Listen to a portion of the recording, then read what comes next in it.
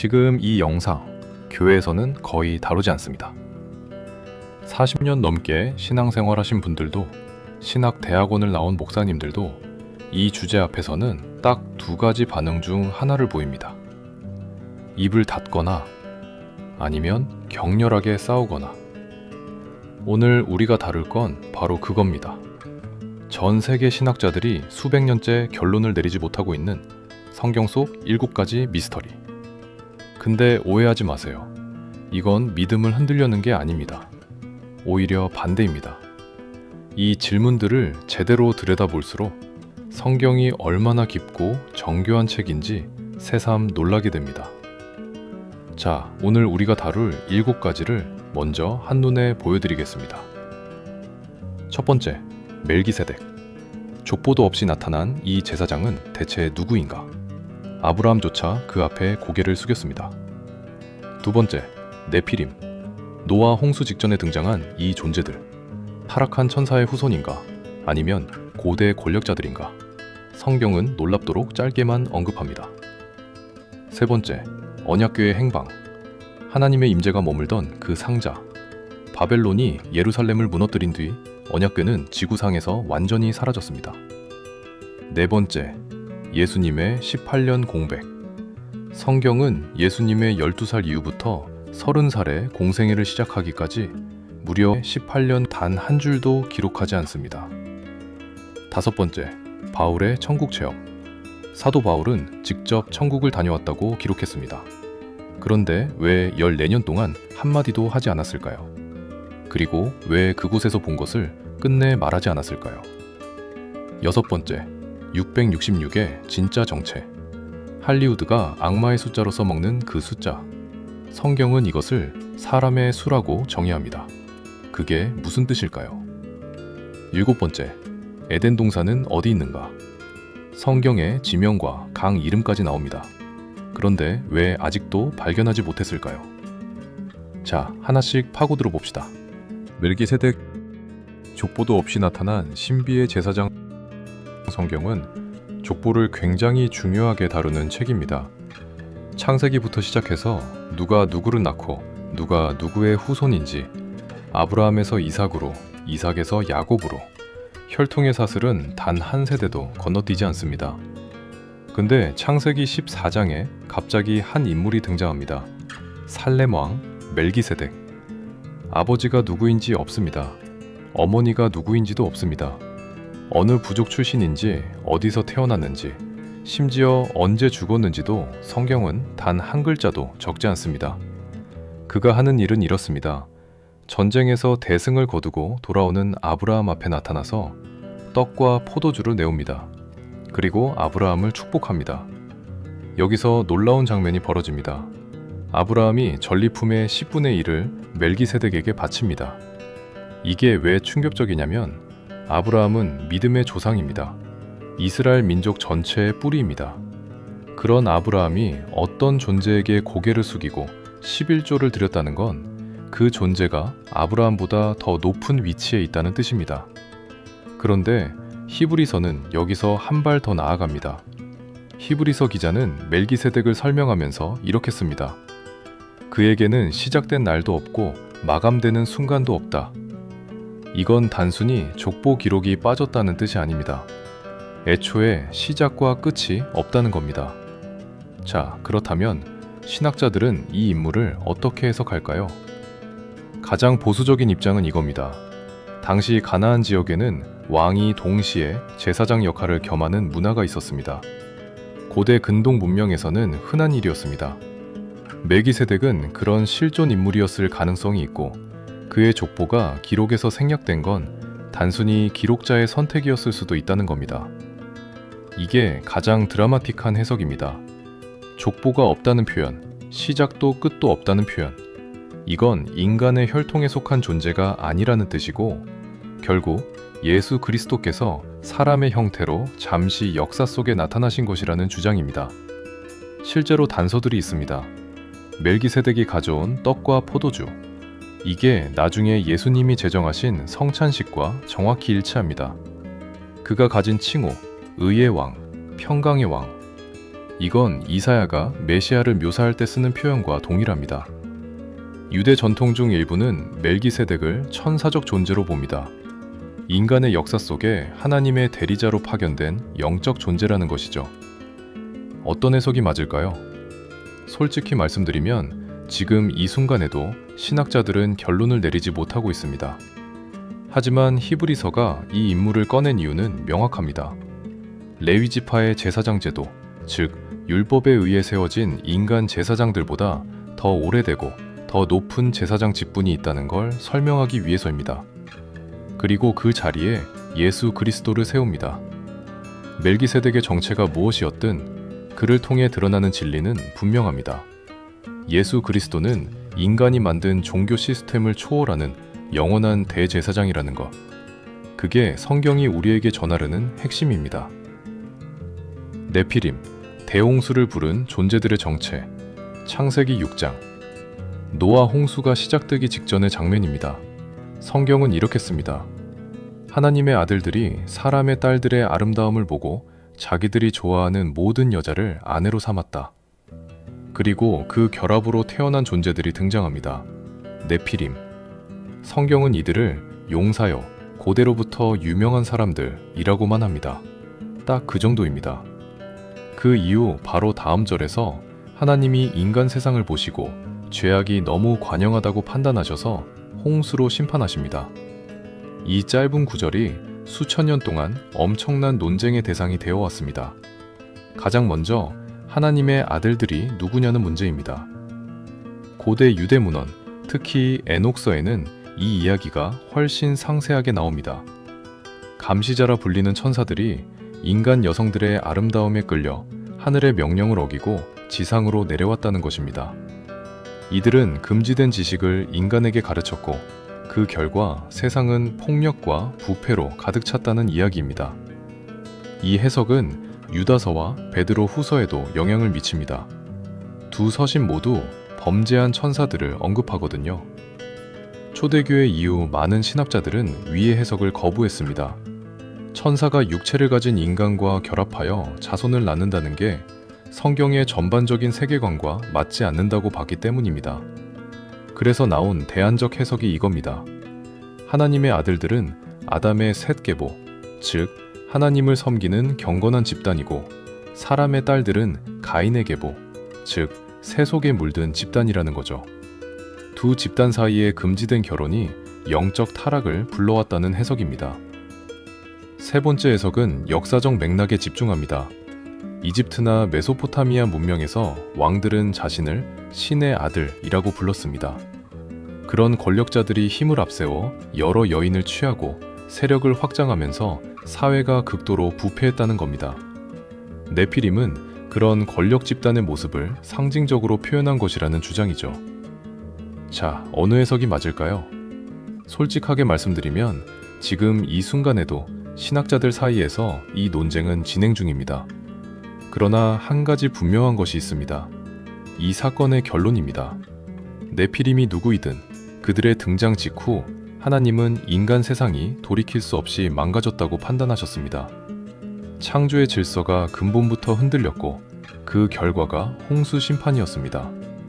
네피림의 정체가 뭐든 간에 이 이야기가 우리에게 하는 경고는 명확합니다. 죄가 가져오는 결과는 반드시 심판입니다. 그 원리만큼은 수천 년이 지난 지금도 변하지 않습니다. 사라진 언약궤, 역사 속으로 증발한 하나님의 임재. 이건 역사상 가장 유명한 미스터리 중 하나입니다. 인디아나 존스가 영화에서 찾아다닌 그 언약궤. 하지만 이건 단순한 유물 미스터리가 아닙니다. 출애굽 이후 이스라엘 백성에게 언약궤는 단순한 상자가 아니었습니다. 시내산에서 하나님께 직접 받은 십계명 돌판이 들어있고 그 위에 하나님의 임재가 머무는 자리였습니다. 이 궤가 앞서가면 홍해가 갈라졌습니다. 요단강이 멈췄습니다. 여리고 성벽이 무너진 것도 이 궤를 메고 성 주위를 돌았기 때문이었습니다. 솔로몬이 웅장한 성전을 지었을 때 언약궤는 가장 거룩한 공간인 지성소에 안치되었습니다. 1년에 단 한 번 대속죄일에만 대제사장이 그 앞에 들어갈 수 있었습니다. 그런데 기원전 586년 바벨론 제국이 예루살렘을 무너뜨리고 성전을 파괴합니다. 열왕기하와 역대하에는 바벨론이 약탈해간 성전 기물들의 목록이 상세히 나옵니다. 금초대, 제단, 각종 제사 도구들. 놀랍게도 그 긴 목록 어디에도 언약궤는 없습니다. 바벨론 측 기록에도 언약궤를 가져갔다는 언급이 없습니다. 마치 바벨론이 침입하기 전에 이미 언약궤는 어딘가로 사라진 것처럼 보입니다. 유대 전승 중에는 예레미야 선지자가 바벨론의 침공을 미리 알고 언약궤를 느보산의 비밀 동굴에 숨겼다는 이야기가 있습니다. 외경인 마카베오서에는 예레미야가 장막과 언약궤와 분향단을 들고 모세가 가나안 땅을 바라보았던 산으로 올라갔다는 기록이 있습니다. 동굴을 발견하고 그 안에 감춘 뒤 입구를 막았다는 것이죠. 예레미야는 그 자리에 있던 사람들에게 이렇게 말했다고 합니다. 이 장소는 하나님께서 당신의 백성을 다시 모으시고 긍휼을 베푸시는 날까지 아무도 알 수 없을 것이다. 다른 가설은 성전 제사장들이 적군의 침입을 감지하고 언약궤를 성전 지하 통로에 미리 숨겼다는 겁니다. 실제로 성전산 지하에는 복잡한 통로와 방들이 있었다고 전해집니다. 문제는 예루살렘이 이후 수차례 파괴되고 재건되면서 지형 자체가 완전히 바뀌었다는 겁니다. 가장 흥미로운 주장은 에티오피아에서 나옵니다. 에티오피아 정교회는 수천 년째 이렇게 주장합니다. 우리가 진짜 언약궤를 보관하고 있다. 악숨이라는 도시의 시온 마리아 교회. 이 교회에 언약궤가 있으며 특별히 선발된 수호자 한 명이 평생 그것을 지킨다는 겁니다. 외부인은 물론 일반 신도들도 볼 수 없고 오직 그 수호자만이 접근할 수 있다고 합니다. 그들의 전설에 따르면 솔로몬 왕과 스바 여왕 사이에서 태어난 아들 메넬리크가 예루살렘을 방문했을 때 진짜 언약궤를 에티오피아로 가져갔고 성전에 남겨진 건 복제품이었다는 겁니다. 물론 학계는 회의적입니다. 에티오피아 측이 공개 조사를 허용한 적이 한 번도 없기 때문입니다. 하지만 그들의 확신은 흔들리지 않습니다. 결국 언약궤의 행방은 지금도 미스터리로 남아 있습니다. 그런데 저는 여기서 한 가지를 주목하고 싶습니다. 어쩌면 언약궤가 사라진 것 자체가 하나님의 계획일 수 있다는 겁니다. 신약에서 예수님은 내 몸이 성전이다 라고 하셨습니다. 사도 바울은 너희 몸이 성령의 전이다 라고 했습니다. 하나님의 임재는 더 이상 어떤 물건이나 장소에 국한되지 않게 되었습니다. 언약궤가 사라지면서 더 크고 놀라운 임재의 시대가 열린 것인지도 모릅니다. 잠깐 여기서 잠시 멈추겠습니다. 지금까지 3가지 미스터리를 살펴봤는데 어떠세요? 생각보다 훨씬 깊죠? 이런 내용 사실 교회에서는 잘 다루지 않습니다. 너무 논쟁적이기도 하고 결론을 내리기 어렵기도 하거든요. 하지만 저는 이 채널에서 계속 이런 내용을 다루려고 합니다. 성경을 피상적으로 읽는 게 아니라 정말 깊이 파고드는 것. 아직 구독 안 하셨다면 지금 구독 버튼 눌러주시면 정말 감사드리겠습니다. 좋아요도 함께 눌러주시면 이 영상이 더 많은 분들께 닿을 수 있습니다. 자, 계속하겠습니다. 예수님의 18년 공백, 성경이 침묵하는 이유. 복음서를 펼쳐보면 예수님의 어린 시절 이야기가 굉장히 짧습니다. 탄생 장면, 아기 때 이집트 피신, 그리고 12살 때 예루살렘 성전에서 선생들과 토론하는 장면, 그게 전부입니다. 그 이후 예수님이 30살에 세례 요한에게 세례를 받고 공생애를 시작하기까지 무려 18년이 성경에서 완전히 사라집니다.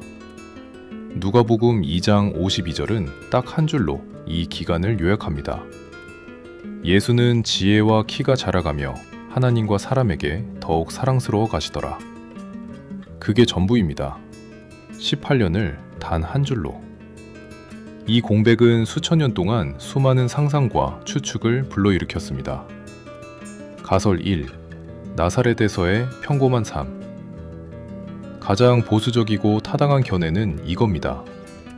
예수님은 목수였던 요셉의 아들로서 나사렛에서 목공일을 하며 평범하게 생활했다는 것입니다. 마가복음은 예수님을 목수라고 직접 언급합니다. 그 긴 시간 동안 가족을 부양하고 회당에서 율법을 배우며 자라셨을 가능성이 높습니다. 가설 2. 인도나 티베트를 여행했다는 주장. 19세기부터 일부 사람들이 주장하기 시작한 가설입니다. 예수님이 동방을 여행하며 불교나 힌두교 사상을 배웠다는 것이죠.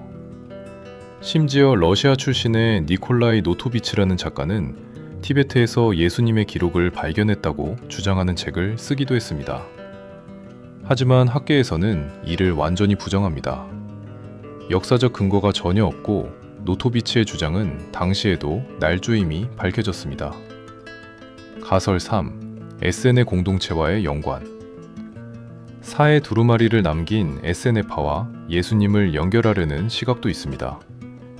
에세네파는 광야에서 엄격한 공동체 생활을 하며 성경 연구에 전념했던 유대교 종파입니다. 예수님이 공생애 이전에 이들과 어떤 형태로 연결되어 있었을 수 있다는 주장입니다. 그러나 이것도 추측의 영역을 벗어나지 못합니다. 그렇다면 왜 성경은 침묵하는가? 여기서 제가 가장 중요하다고 생각하는 질문입니다.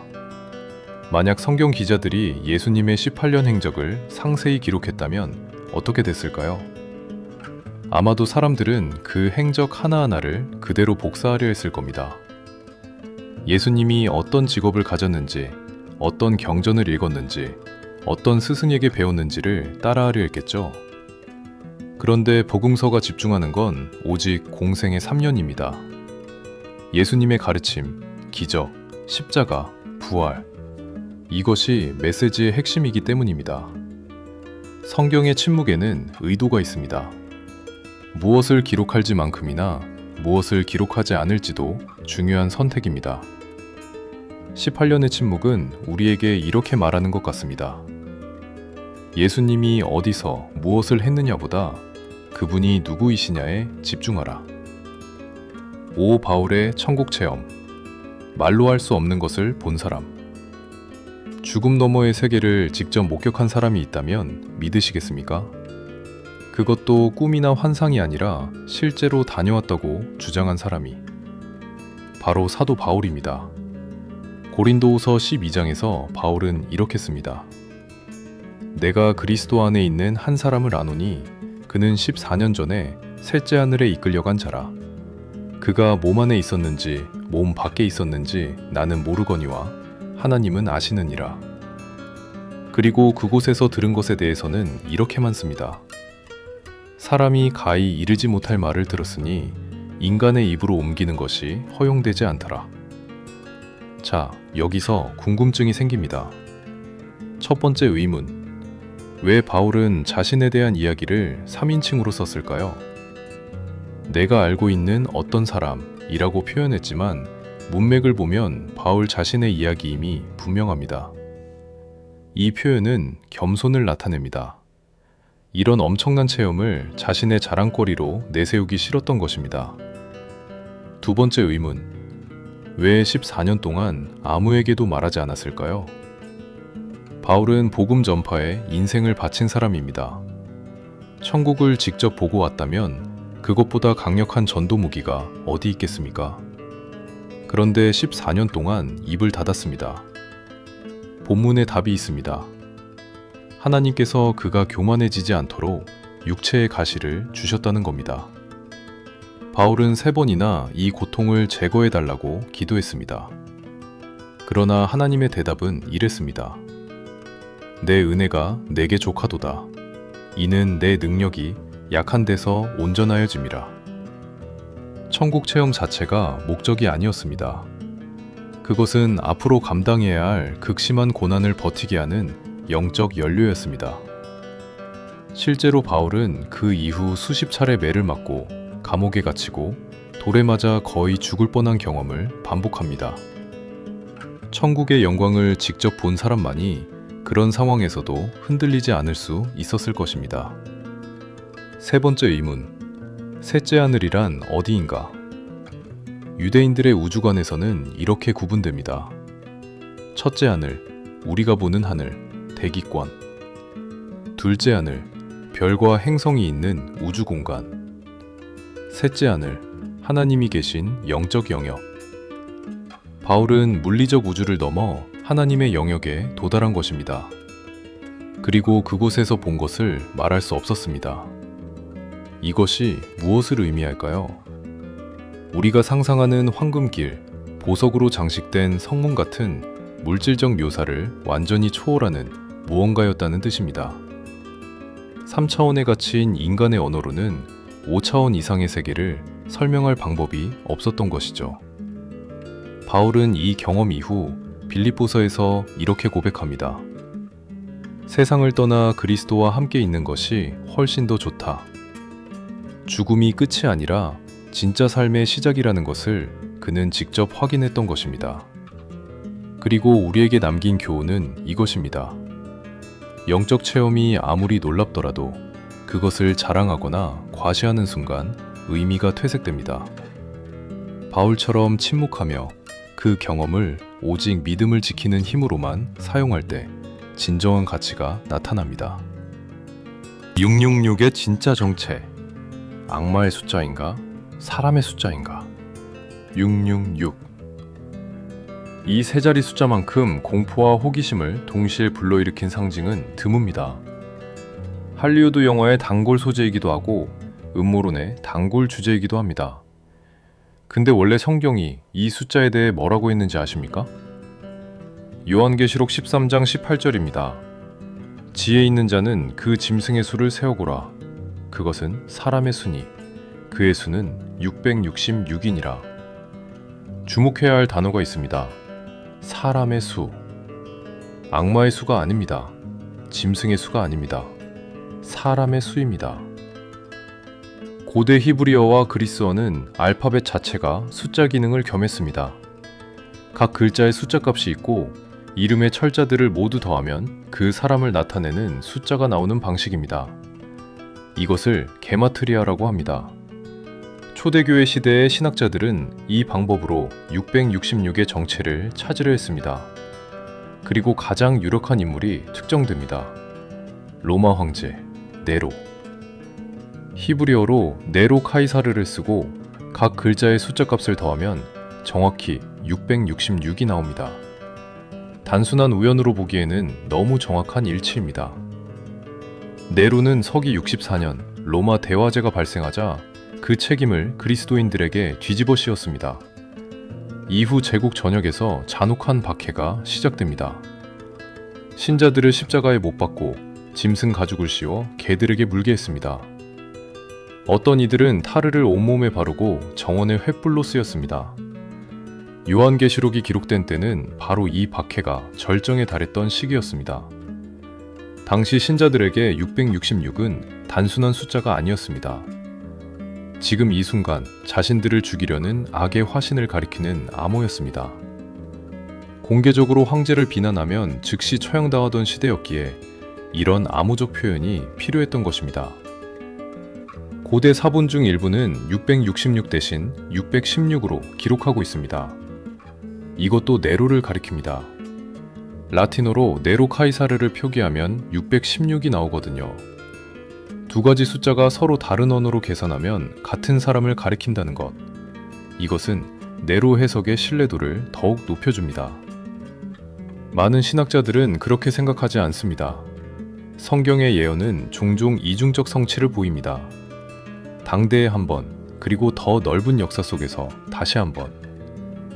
네로는 신을 자처하며 황제 숭배를 강요했습니다. 거부하면 죽음뿐이었죠. 오늘날은 어떤가요? 직접적인 종교 박해는 줄었지만 다른 형태의 절대적 요구가 있습니다. 경제 시스템, 정치 이데올로기, 기술적 통제. 이것들이 때로는 하나님 자리를 차지하려 합니다. 요한계시록은 짐승의 표를 받지 않으면 매매할 수 없다고 말합니다. 2000년 전에는 상상도 못할 이야기였지만 디지털 화폐와 생체인식 기술이 발달한 오늘날 모든 거래가 추적되고 통제되는 시스템은 현실이 되어가고 있습니다. 666은 어쩌면 특정 개인이 아니라 하나님을 부정하고 인간을 중심에 놓는 모든 시스템을 상징하는 것일 수 있습니다. 중요한 건 이 숫자에 집착하거나 두려워하는 것이 아닙니다. 어떤 상황에서도 흔들리지 않는 믿음을 지키는 것. 그것이 성경이 말하는 핵심입니다. 지금 우리 절반 왔습니다. 이런 내용 계속 접하고 싶으신 분들은 지금 구독 버튼 눌러주시면 감사드립니다. 알림 설정까지 해두시면 새 영상 올라올 때 바로 받아보실 수 있습니다. 좋아요도 큰 힘이 됩니다. 마지막 미스터리, 에덴 동산 위치로 가겠습니다. 에덴 동산은 어디에 있는가? 인류가 잃어버린 낙원의 좌표. 인류 역사상 가장 아름다운 장소. 그러나 다시는 돌아갈 수 없는 곳, 에덴 동산. 성경은 에덴의 위치에 대해 놀랍도록 구체적인 단서를 줍니다. 창세기 2장에 따르면 에덴에서 강 하나가 흘러나와 네 강으로 나뉩니다. 그중 두 개는 지금도 우리 지도에 있는 강입니다. 티그리스 강과 유프라테스 강. 이 기록 때문에 수백 년 동안 탐험가와 학자들이 현재의 이라크 남부 지역을 뒤졌습니다. 두 강이 만나는 지점 근처 어딘가가 에덴이었을 것이라는 추정이죠. 수천 년의 세월 동안 강의 흐름은 바뀌고 지형은 침식되고 퇴적됩니다. 더 큰 문제는 노아의 홍수입니다. 만약 그것이 전 지구적 사건이었다면 지표면 자체가 대규모로 재편되었을 것입니다. 지금의 지형으로는 에덴 당시의 지형을 복원하는 것 자체가 불가능에 가깝습니다. 일부 고고학자들은 흥미로운 이론을 제시합니다. 빙하기가 끝나고 해수면이 급격히 상승하면서 고대의 문명 지역이 페르시아만 해저로 잠겼을 가능성이 있다는 겁니다. 실제로 해저 탐사를 통해 고대 강의 흔적이 발견된 적이 있습니다. 그러나 그것이 에덴과 직접 연결된다는 증거는 아직 없습니다. 에덴의 다른 두 강, 비손과 기온의 위치를 추적한 일부 연구자들은 터키 동부 지역을 가리킵니다. 실제로 이 지역은 인류 최초의 문명 흔적이 남아있는 곳이기도 합니다. 가장 신학적인 접근입니다. 에덴을 물리적 좌표로 찾으려는 시도 자체가 잘못된 것이라는 주장이죠. 에덴의 본질은 장소가 아니라 관계였기 때문입니다. 하나님과 완벽한 교제를 나누던 그 상태.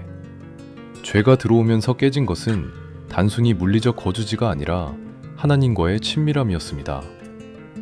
아담과 하와는 선악을 알게 하는 나무의 열매를 먹었고 하나님은 두 그룹과 화영검을 배치해 생명나무로 가는 길을 막으셨습니다.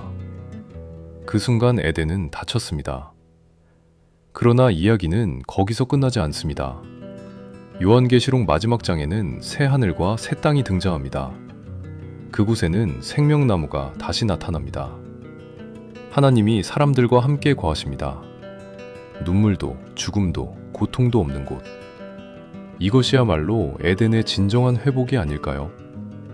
지도 위의 좌표를 찾는 것보다 하나님과의 깨어진 관계가 회복되는 것. 그것이 에덴이 우리에게 주는 진짜 메시지입니다. 자, 오늘 우리가 함께 들여다본 7가지 미스터리를 한 번 더 정리해 보겠습니다. 첫째, 멜기세덱. 족보도 없이 나타나 아브라함의 경배를 받은 이 제사장의 정체. 결론을 내릴 수 없지만 그를 통해 드러나는 예수 그리스도의 영원한 대제사장 되심은 명확합니다. 둘째, 네피림. 타락한 천사의 후손인지 고대 권력자들인지 알 수 없지만 죄가 불러오는 결과는 언제나 심판이라는 진리는 변하지 않습니다. 셋째, 언약궤. 에티오피아인지 느부산 동굴인지 성전 지하인지 알 수 없지만 하나님의 임재는 지금도 우리 곁에 살아계십니다. 넷째, 예수님의 18년. 그 기간 동안 무엇을 하셨는지 알 수 없지만 성경이 집중하는 3년의 공생애가 구원의 핵심임은 분명합니다. 다섯째, 바울의 천국 체험. 그가 본 것이 무엇인지 알 수 없지만 죽음 이후의 삶이 현재의 삶보다 훨씬 더 실제적이라는 확신만큼은 분명합니다. 여섯째, 666. 네로인지 더 큰 체계인지 논쟁 중이지만 어떤 상황에서도 하나님 앞에서 흔들리지 않는 것이 핵심입니다. 일곱째, 에덴 동산. 지도 위 어디에 있었는지 알 수 없지만 그 회복이 요한계시록 마지막 장에 약속되어 있다는 것은 분명합니다. 여기서 저는 여러분께 한 가지를 말씀드리고 싶습니다. 이 미스터리들이 신앙의 걸림돌이 된다고 생각하는 분들이 있을 수 있습니다. 답이 없으면 믿음이 흔들리는 것 아닐까 하고요. 그런데 저는 정반대라고 생각합니다. 하나님은 성경 안에 의도적으로 신비를 남겨두셨습니다. 모든 것을 낱낱이 설명해 주셨다면 우리는 더 이상 탐구하지 않았을 것입니다. 더 이상 성장하지 않았을 것입니다. 더 이상 하나님을 간절히 찾지 않았을 것입니다. 풀리지 않는 수수께끼들은 우리를 겸손하게 낮추고 평생 배우는 사람으로 살아가게 하는 하나님의 방식입니다. 욥을 떠올려 보십시오. 그는 자신에게 닥친 고난의 이유를 끝내 듣지 못했습니다. 그러나 그 한복판에서도 하나님의 주권을 인정했습니다. 그것이 진짜 믿음입니다. 모든 미스터리의 끝에는 언제나 하나님이 계십니다. 이해보다 믿음이 먼저이고 지식보다 은혜가 훨씬 더 깊고 넓습니다. 오늘 이 시간이 여러분 안에서 단순한 지적 호기심으로 끝나지 않고 더 깊고 뜨거운 믿음의 갈망으로 이어지기를 진심으로 바랍니다. 오늘 영상은 여기까지입니다. 이런 주제들 앞으로도 계속 다루어 나갈 예정입니다. 성경을 표면이 아니라 진짜 깊이에서 바라보는 시간들. 아직 구독 안 하셨다면 지금 구독 버튼 꼭 눌러주세요. 좋아요는 이 영상을 더 많은 분들께 닿게 해주는 가장 쉬운 방법입니다. 여러분의 생각 댓글로 남겨주시면 정말 감사드립니다. 어떤 미스터리가 가장 인상 깊으셨나요? 혹은 오늘 다루지 않은 성경 속 난제가 있다면 댓글로 알려주세요. 다음 영상에서 함께 파고들어 보겠습니다. 감사합니다.